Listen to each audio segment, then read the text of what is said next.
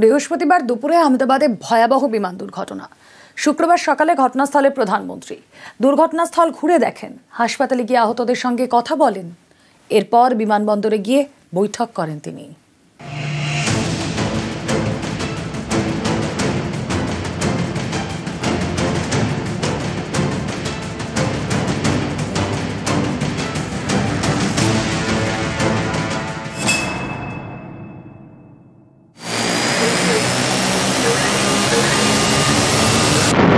Take অফের পরেই বিপর্যয়। এয়ারপোর্টের কাছে মেঘানীনগরে বহুতলে বিমানের ধাক্কা, আগুন, ধ্বংস এয়ার ইন্ডিয়ার বোয়িং 787-8 ড্রিমলাইনার।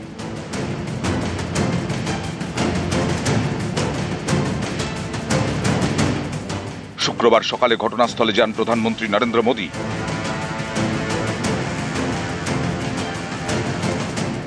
মেঘানীনগরে চারপাশ লন্ডভন্ড, ভয়াবহ পরিস্থিতি খতিয়ে দেখেন প্রধানমন্ত্রী।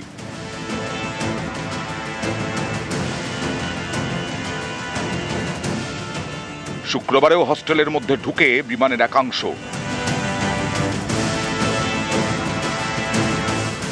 এয়ার ইন্ডিয়ার এই বিমানের ধাক্কাতেই ভেঙে পড়ে 7 তলা হস্টেল, অনেকের প্রাণ গেছে। এদিন ঘটনাস্থল ঘুরে দেখেন নরেন্দ্র মোদী।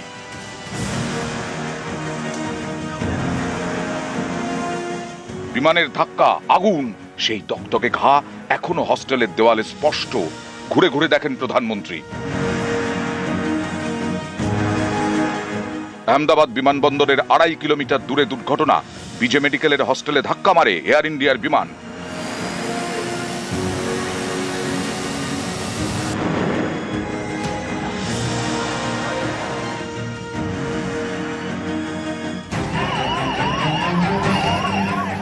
প্রাণ গেছে বহু, জখম অনেকে। তাদের আহমেদাবাদ সিভিল হাসপাতালে ভর্তি করা হয়। এদিন সকালে আহমেদাবাদ বিমানবন্দর থেকে প্রথমে সিভিল হাসপাতালে যান মোদী। হাসপাতালে গিয়ে জখমদের সঙ্গে কথাও বলেন।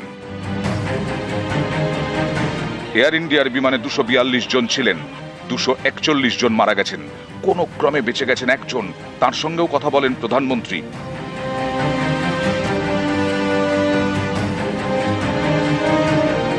হাসপাতাল থেকে বেরিয়ে দুর্ঘটনাস্থলে যান প্রধানমন্ত্রী। মেঘানীনগর থেকে বিমানবন্দর আহমেদাবাদ বিমানবন্দরে গিয়ে অফিসারদের সঙ্গে বৈঠক করেন প্রধানমন্ত্রী। বৃহস্পতিবার দুপুরে 242 জনকে নিয়ে লন্ডনের উদ্দেশ্যে ওড়ে এয়ার ইন্ডিয়ার AI-171। টেক অফের 7 মিনিটেই সর্বনাশ। এক যাত্রী ছাড়া সবার প্রাণ গেছে। তালিকায় রয়েছেন গুজরাটের প্রাক্তন মুখ্যমন্ত্রী বিজয় রূপানীও। এদিন তাঁর পরিবারের সঙ্গেও দেখা করেন প্রধানমন্ত্রী।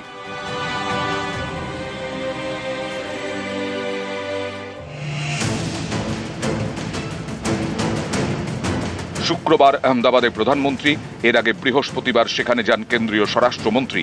তিনিও দুর্ঘটনাস্থল ঘুরে দেখেন। তারপর আহমেদাবাদ সিভিল হাসপাতালে গিয়ে আহতদের সঙ্গে কথা বলেন। मृत्यु का आंकड़ा तो डीएनए परीक्षण और यात्रियों की पहचान के बाद ही अथॉरिटी अधिकृत रूप से घोषित करेगी। गुजरात में ही लगभग 1000 के आसपास डीएनए टेस्ट करने पड़ेंगे।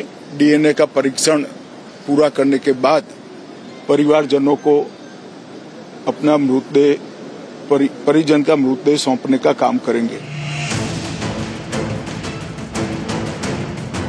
নিউজ 18 বাংলা।